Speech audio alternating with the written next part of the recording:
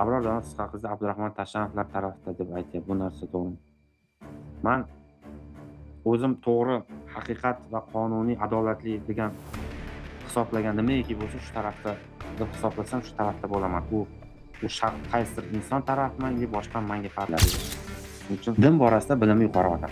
Men u kishi bilan gaplashsam shu borada gaplashishim kerak, lekin meni bilimim yetmaydi unga, meni bilimim past. Va boshqa masalada men nimani gaplashaman hozirda?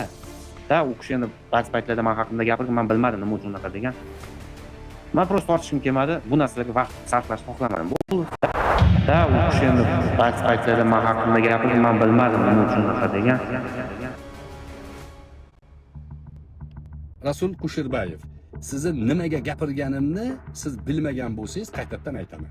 Siz Parda podkastini qo'llab-quvvatlayotgan O'zbekistonda pardasiz yurish kerak degan jamoani qo'llab-quvvatlayotganlar bilan birga menga petitsiyada qatnashdingiz.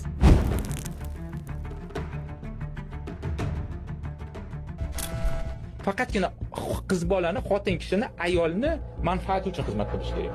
Erkakni ham bo'ysundirishimiz kerak-da. Sizlarga cheklovlar ko'p.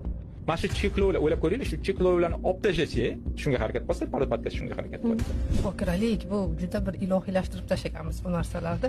Qiz ishlayotgani uchun erkak kishi ta'minlayapti, uyda xizmatkorlik qilayotgani uchun erkak kishi pul beryapti. Bu quldorlik ahamiyatini eslatadi. Qanaqadir feodal ziyolilarga bilasizmi, yetishmayapti. Umuman aqlli qizlarga ham, aqlli qizlar bilan ko'p gaplashaman. Ha? Har doim aytaman, sifatli seks yetishmaydi ziyolilarga hozir. O'zbek ziyolilarga.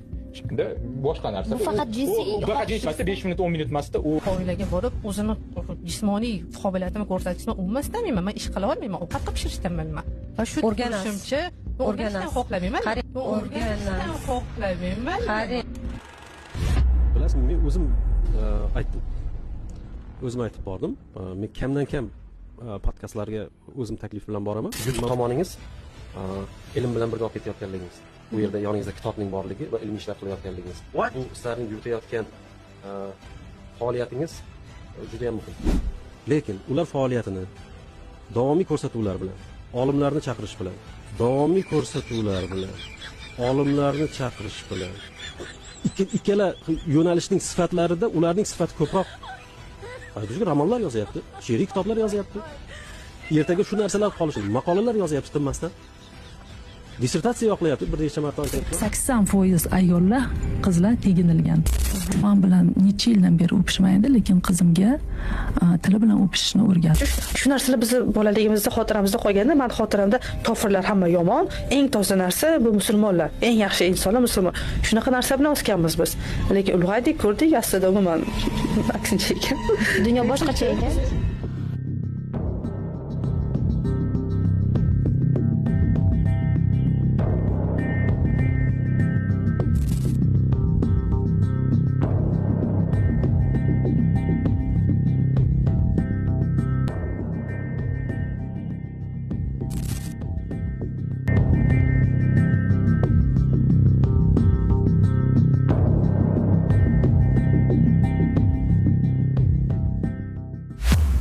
Rasul Kusherbayev, qilayotgan ishlaringiz, xalqparvarlik to'g'risidagi mavzularingiz biroz shubha uyg'otdi menda o'sha kunlari.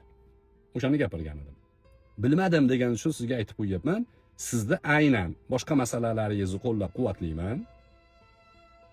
Lekin Parda podkasti masalasida Hamid Sodiq va uning shogirdlari tomonidan o'sha Parda podkastiga borganini, pardachilarni himoya qilganligini, O'zbekistonda qadriyatlariga tupurib qo'yib, pardachilarni olib chiqishimiz kerak. Bular asosiy olimlar bilan maqola qilayotganlar deb sun'iy pufak shirishayotgan paytida qarshi chiqqan edim men. Ha, bularga shaxsiy fikr bilan qarshi chiqyapsizmi deganda, yo'q, qonunchilik bo'yicha bugun qonun normativlari bularga qanaqa chora ko'rish kerak bo'lsa, ko'rish kerak. Qadimda bunaqalarni qatl qilingan degan edim. Qadimda bundaylar qatl qilingan. Hazrati Umar radhiyallohu anhu o'lguncha urgan. O'ldirmagan u, mundoq qilib urgan. Qadimda deganman. Endi mana bu Ilyos degan, o'zi jurnalist emas, qatdan kelib qolgan jurnalistikaga bilmayman. O'sha chiqib olib, mana Abror qatlga hukm qilyapti deb provokatsiya qildi. Men bilaman, sizlarning guruhinglar bor. Telegram guruhinglar bor, yana bilmasam WhatsApp guruhinglar bor. u joyga maqolani tashlayapti bittasi. Abdurahmon tashanib qo'yyapti, orqasidan Kamoliddin Rabbimov, Ilyos qo'ygan. Rasul Kusherbayev ham qo'ydi. Rasul Kusherbayev nimaga meni gapirdi deyapsiz-ku? Shuning uchun gapirdim siz. Dastoyni turing. Yo, pardachilar tarafdaman men ham deb e'lon qiling. Payt poylab yuribman, xalq haqidagi jon kuydirgan gaplarimni hammasi maska bu. Men payt poylab yuribman, ertaga pardachilar shunaqangi ko'tarilsa men ular tarafdaman deb ochiq ayting yoki. Bo'lmasa unaqa o'zingizni hech narsa bilmaganga, soddaga savolmang. Sodda mug'ambir deydi bizda bunaqalarni. Sodda bo'lmang unaqa, sodda. Men bilmadim. Ana bu Mirzo Xolbetovning bir kinosi bor. Birodarlar, urushmanglar deb jiq pichoqni sanchib oladi-yu bittani do'ppiga amak. Unaqa qilmang. Aniq bitta mavzu bo'yicha sizni gapirdim men. Javob berganingiz yo'q. Men tortishib o'tirmadim. Tortisha olmaysizda. U masalada din masalasi yo'q. U joyda xalqni qadriyati degan narsa turibdi. Xalqning qadriyati. Xalqning qadriyatiga ya'ni tosh otmanglar degan mavzu deydi. Menimcha to'g'ri tushunasiz deb o'ylayman. Bu aslida chiqib turib bu masala bo'yicha uzr so'rab qo'yganingizda edi, obro'yingiz oshardi. Ya'ni o'zingiz bilasiz, sizni majburlab hech kim uzr so'rab turmaydi. Millatni qadriyatiga hujum qilganlar yo dunyoda yo oxiratda albatta uzr so'rashadi. Dunyoda so'rashsa hay, oxiratda kech bo'lishi mumkin. O'sha masala edi. Bunga ham men qisqaroq javob berib qo'ydim. Rasul Kusherbayevni harakatlari, xalq uchun qilayotgan xizmatlarini qo'llab-quvvatlayman. Bular sun'iymikin degan shubha uyg'ongan edi menda. Nimaga uyg'ongan edi? Petitsiya qilib, petitsiyachilar, pardachilar, ya'ni ayollarimizni pardasi kerak emas, pardasiz bo'lish kerak degan jamoani qo'llab-quvvatlagani uchun hatto gapirgan edim. Hali ham o'sha safimda turibman men. Men unaqa saf o'zgartirmayman. Ismimni taniganimdan beri bitta safdaman. Ma'lum mening pozitsiyam. Rasul Kusherbayev va uning atrofida boshqalaridan Hamis Sodiq bo'ladimi, bu Abdurahmon Tashanov bo'ladimi? Bular aniq. Bular payt poylab yurgan odamlar. Bularni millatga qaytishi, bularni millat haqidagi samimiy, sog'lom fikrlarini, ya'ni men ko'rmadim. Shaxsiy fikrim ko'rganim yo'q. Rasul Kusherbayevdan kutmagan edim. Kamoliddin Rabbimov undan ham kutmagan edim.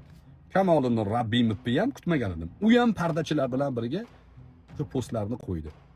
Bularning Telegram guruhlari bor. O'sha guruhlarda tashashadi o'rtaga va tashashib keyin orqasidan nimaga maqolani qo'ymayapsan?